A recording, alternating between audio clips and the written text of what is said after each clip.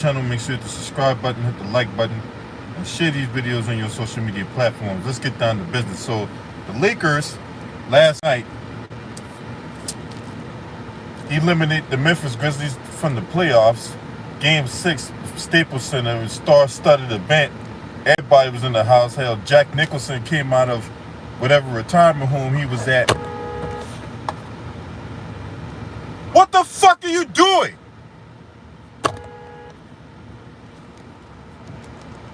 Stupid idiot!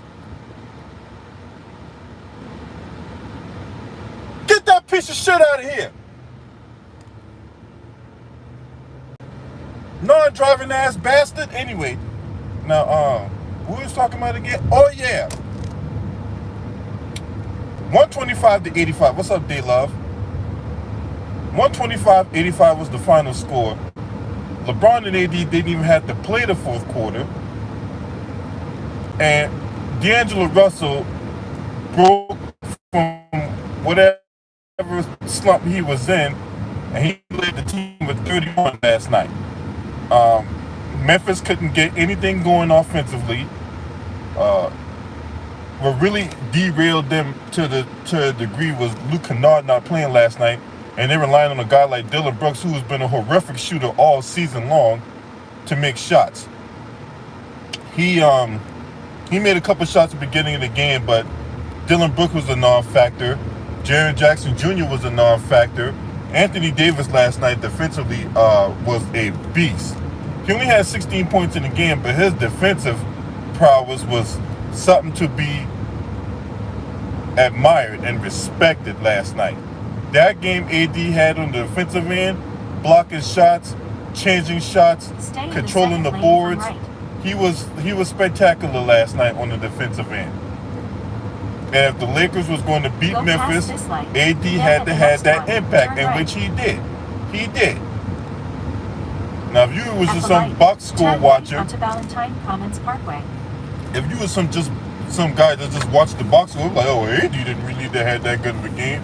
But if you watched the game, you understood that Anthony Davis had an impact on the offensive end and the defensive end. In 2.2 miles, turn left onto Rio Road.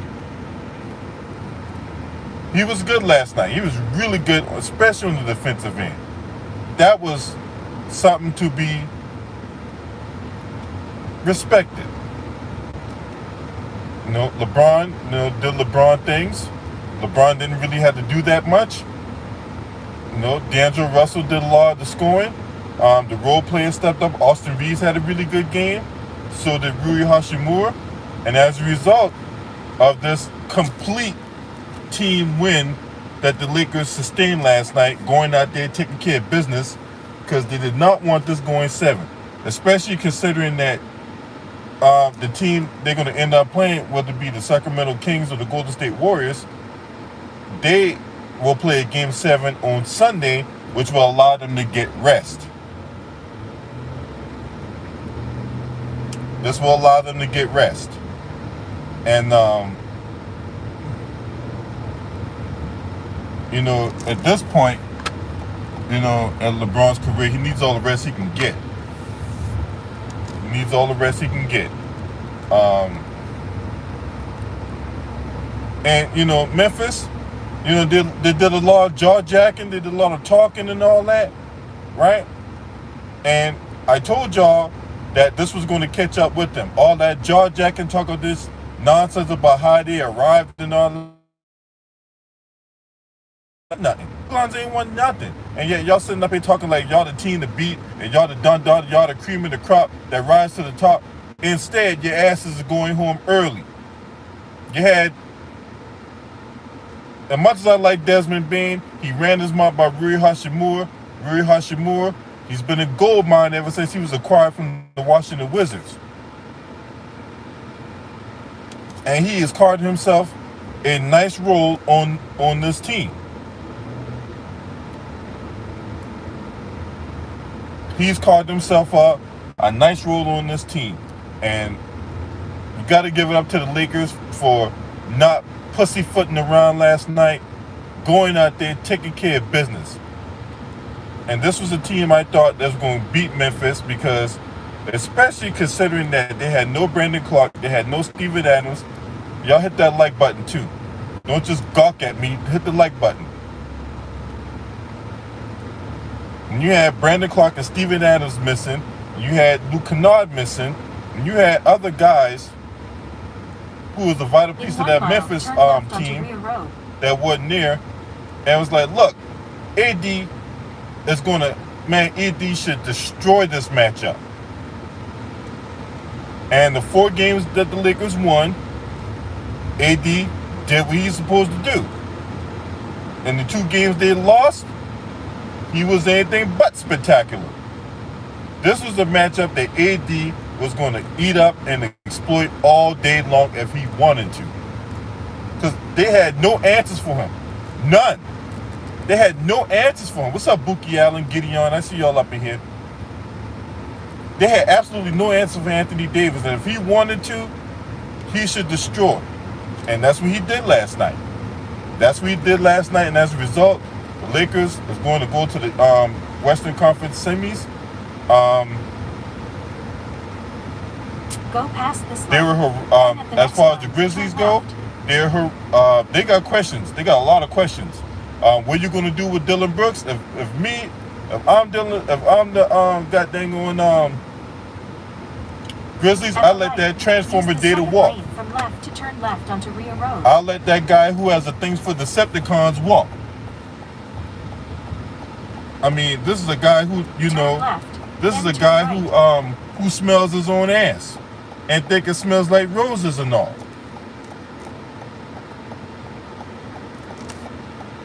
Right? I was surprised that the Grizzlies didn't trade him because he's in the last year of his deal. So, I don't know. I don't know if Memphis going to keep him. We'll see. But this is a guy who is a volume shooter, who is scoring dependent. He tries to be an elite defender or whatever like that, but I just don't see it in Dylan Brooks. I don't see it. So, and then you got to look at Taylor Jenkins. I mean, has he taken this team as far as he can take them? Has his tenure as a Grizzlies head coach ran its course? Because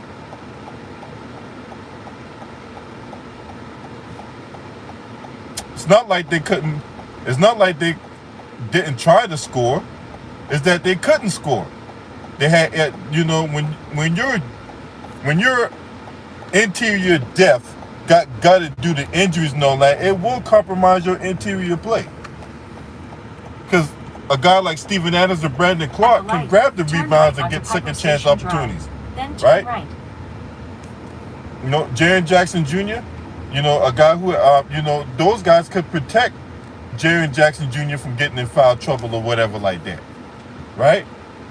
So this is one thing that I talked about, that a couple other brothers talked about, that when all those guys, whether it be Steven Adams, when it been Brandon Clark, when you had there was another guy that went down to injury. I can't remember the other guy's name. But those 2 guys in particular, when they went down to injuries, I was like, oh man, Memphis interior defense and whatever like that's gonna get gutted. It's gonna get really tested. So yeah, I mentioned Luke Kennard earlier in the stream, Gideon. Luke Kennard was one of the dependable outside shooters, because you sure as hell couldn't trust Dylan Brooks. Definitely couldn't trust him. But anyway, there was a great win by the Lakers last night. Great win, 125-85. It was a thorough and utter beatdown in the city of Angels. You know what I'm saying? Dr. Dre was in the building. Let's say Jack Nicholson was in the building. Right? It was a star-studded event. I ain't even had to watch the goddamn game last night all the way, because I knew it was going to. Once they built that 30-point lead in the third quarter, I'm like, yeah, this game is over with. Once they built that 30-point lead in the second quarter, I'm like, yeah, they broke their will. I'll tell you the play. I'm gonna tell you the exact play that broke the Grizzlies' will. When AD caught that alley of Jaren Jackson Jr. and Jaren Jackson Jr. was laying on the ground like a fish out of water. That play right there broke the Grizzlies' will. That broke their will right there. When AD grabbed that alley in the third quarter, and old boy and Jaren Jackson Jr. was just laying on the ground and all like that, real slow to get back. That play right there, in my opinion, broke the Grizzlies' will. What's up, Divine Unity? Salute to all y'all in the building. Appreciate y'all for being up in here listening to me going off about these Lakers last night. You know what I'm saying? Lakers out there, they went out there and took care of business. They took care of business. They didn't fuck around, play with their food and nothing like that. They went out there and took care of business last night. And now they go into the second round. And you got to give it up to Darvin Ham too, man. You got to give it up to Darvin Ham, man. Salute to Darvin Ham, man. You know, at one point or another during the course of the season, especially in this embryo stages, you had a lot of people out here calling him Darvin Scam, right? I bet they ain't saying that now, right? Because, look, did Rob Pelinka go out there and acquire some pieces of the deadline? Yeah, he did. And you got to give it up to Rob Pelinka for not just standing pat and not doing anything. He actually made some moves. So, you got to give it up to Rob Pelinka, but you got to give it up to Darvin Ham too, man. Darvin Ham did a really good job bringing this team back from obscurity into relevancy. And to go from 2-10 to the second round, you got to tip your hat off to Darvin Ham, man. But make no mistake, as Lakers fans, we don't care about going to the second round. Now, if you was maybe like the Orlando Magic or something like that, or if you were like a perennial loser like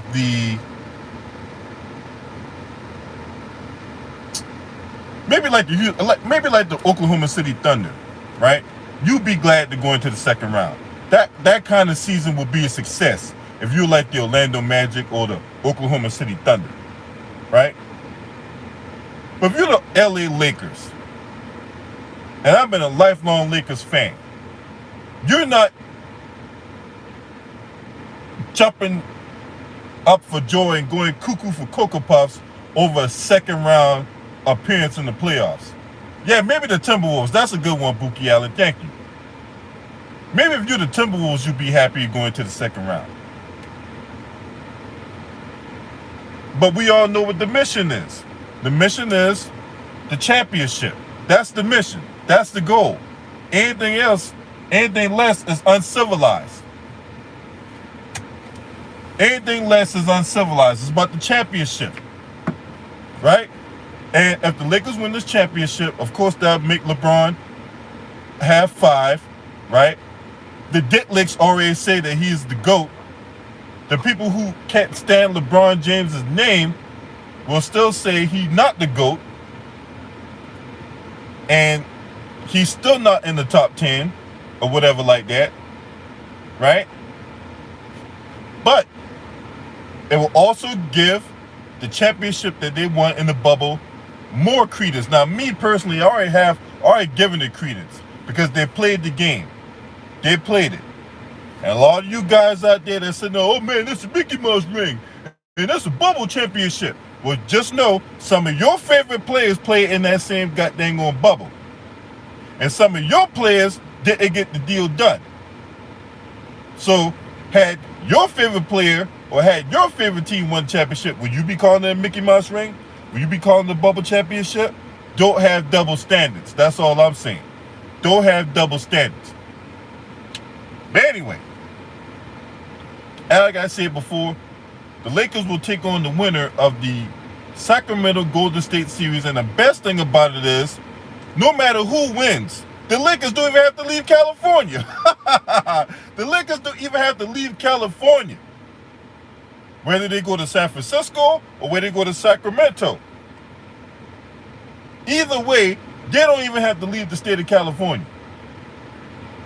So, in a way, that's kind of an advantage for people like LeBron and AD, who needs the rest, who needs as much energy as they can in these series or whatever like that. Now, one would think that whoever wins this series out of the Kings and Warriors will ultimately become the loser, because if Golden State beats the Lakers, Golden State beats Sacramento, I like the Lakers to beat Golden State. I like the Lakers to beat Golden State. But, what's up, Ted Cox? If Sacramento beats Golden State, I still like the Lakers in that series too. But there's a caveat. And this is the caveat, right? This is the caveat. Mike Brown has coached LeBron James. Matter of fact, Mike Brown was LeBron James' coach when they went to the NBA Finals. You don't think that Mike Brown knows the ins and outs of a LeBron James and stuff like that? This is where the role players have to come in and supplement LeBron James, that Mike Brown is going to look to take him away to some degree. This is where so you have AD going against Domantas Sabonis, right? That's pretty much going to be the primary defender on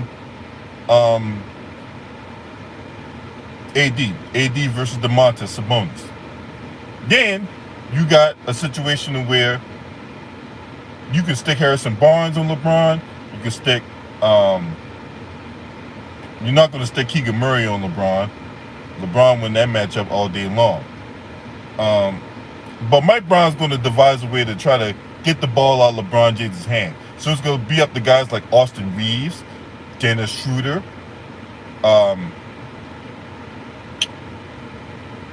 D'Lo,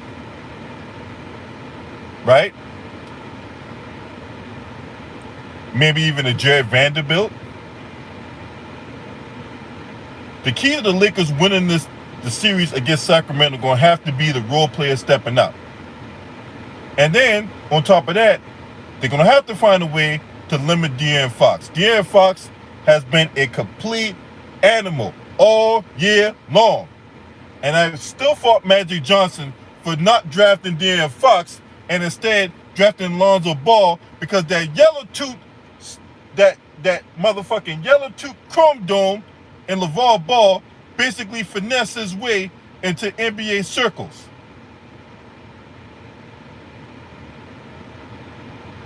All you had to do was watch the Sweet 16 when when Kentucky played UCLA, and Lonzo Ball was on UCLA, and De'Aaron Fox was on Kentucky, and that game should have told you everything you needed to know. Right there. It would have been a no-brainer for the Lakers to draft De'Aaron Fox. And then, when Magic Johnson was running things, and he said that, Lonzo wasn't really all that impressive and all that. So, if Lonzo wasn't really all that impressive, why the hell you drafted him number 2 overall? Now this oatmeal-faced bastard clinging to life in the NBA. Meanwhile, De'Aaron Fox is the real deal Holyfield. So the Lakers got to find a way to limit De'Aaron Fox. He's a beast. De'Aaron Fox is a fucking beast, man. Anyway, didn't mean to go on this tangent down memory lane of what could have been.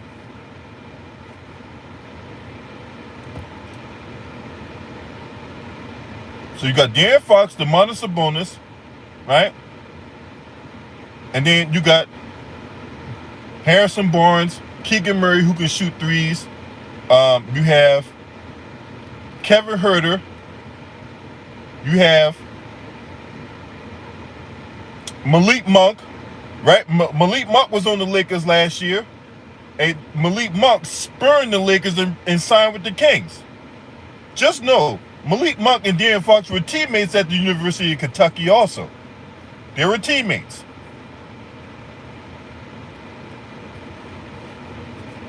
So, I'm going to have to revise that. If Golden State wins, I like the Lakers. If Sacramento, though, wins, I like Sacramento. I like Sacramento. Now, if y'all listen to my YouTube channel back in October, when it was Cap, when it was LB, you don't know what the fuck you talking about, or LB, all you do is repeat everything Ticket say, even though Ticket himself didn't say Sacramento was making the playoffs, right? When there was all that bullshit, when there was all that sensationalism, right? Who told y'all the Sacramento Kings was making the playoffs? Me, this guy. If you listen to me, you would have been the first to know. If you listen to LeBron James flunkies like Dave McMenamin, who's out there mooching it up with black girls and all that, violating company policy, if you listen to that dimwit, you'd have been the last to know. You listen to Brian Windhorst, a guy who is better off telling you about the best eating spots in California and not NBA commentary, you'd have been the last to know.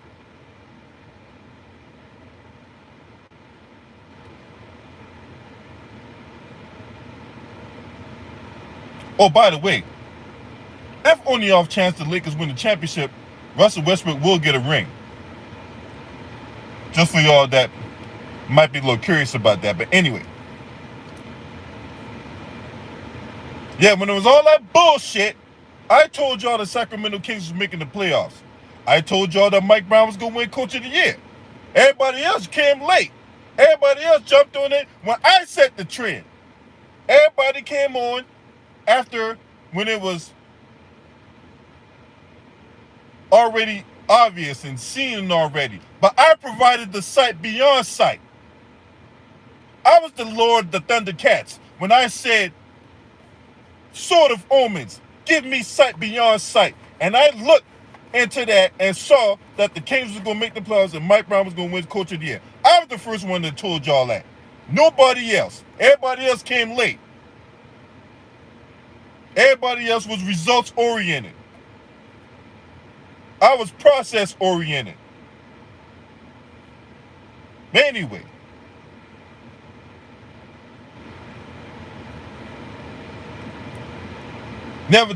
Nevertheless, this is where we at. Now, shifting gears a little bit, Phoenix Suns going to play the Denver Nuggets in the second round. That game starts today. I got the Phoenix Suns winning this series. My spider senses are telling me the Phoenix Suns are going to sweep them. I think the Phoenix Suns are going to sweep the Denver Nuggets. But I can see the Denver Nuggets getting a couple games. But the Phoenix Suns are going to win this series. Phoenix Suns are going to win this series. Devin Booker is having these monster games in the playoffs because people are selling their souls to the devil to limit Kevin Durant. And what does that do? That makes Devin Booker just that much more lethal. Right? Because see, Devin Booker don't got to worry about the double team. Right? Because we all know if heaven forbid Devin Booker gets double teamed. Heaven forbid Devin Booker gets it because he be whining, bitching, and moaning until the cows come home. Why I'm getting double teamed? Motherfucker, because you can shoot and you can play. And they're taking you away because they don't want you to be the reason why they lose. That's why they double teaming you. Duh! Anyway. You got the Knicks going against the Heat. I got the Knicks winning this series. Unlike Mike Budenholzer, right?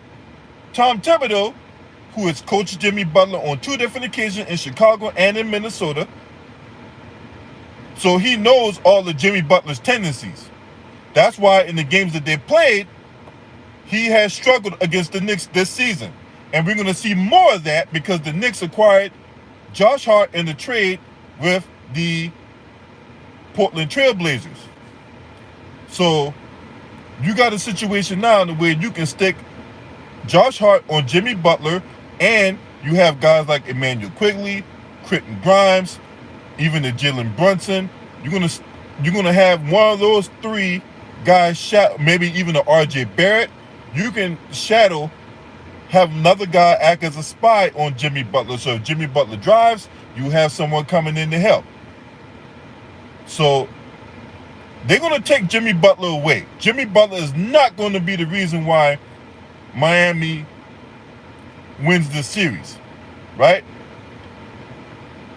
If Miami's going to win this series and they don't have Tyler Hero, it's going to have to be a Max Strus.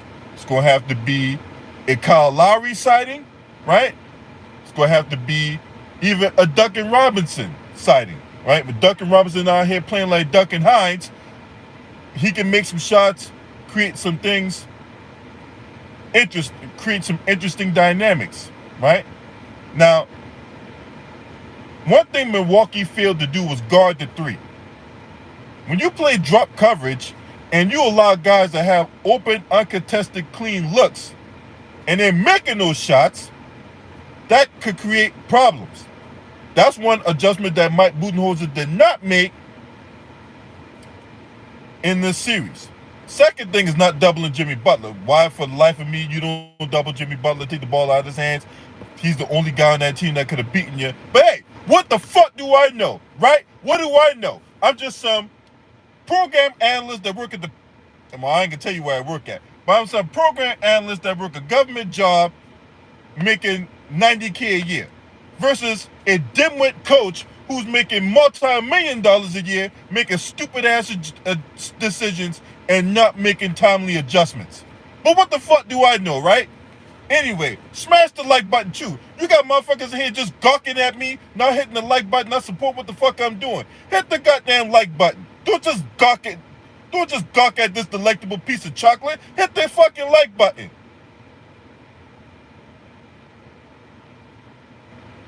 Anyway, so expect the New York Knicks to not make those mistakes the Milwaukee Bucks made. The Milwaukee Bucks had no business losing that series. Mike Budenholzer should have been the goddamn unemployment line by now.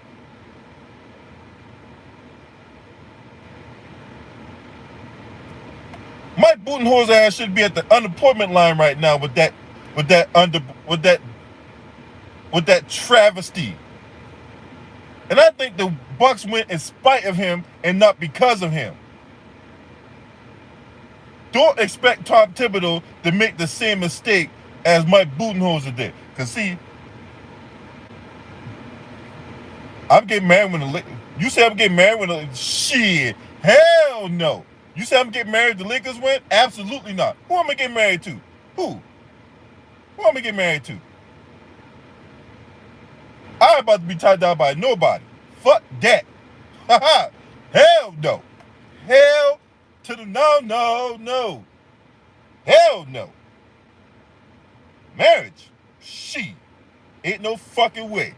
But salute to my sister D-Love though. Hey, I mean, there's an alternative, right? You know, we could get bucket naked and all that, right? You know, have some, wild grown-up undressing sessions and shit. What's up, that boy Lati? we can have some of that, but that marriage shit, fuck that.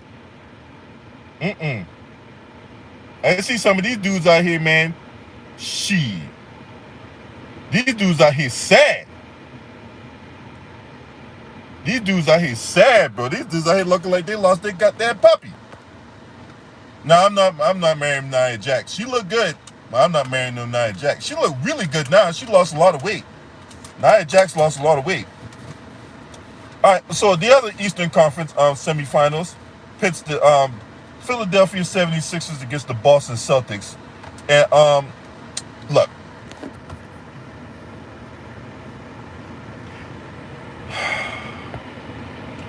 this series to me is going to be hard to call. Because if James Harden, Layla, that would be the one exception, Ted Cox. If Layla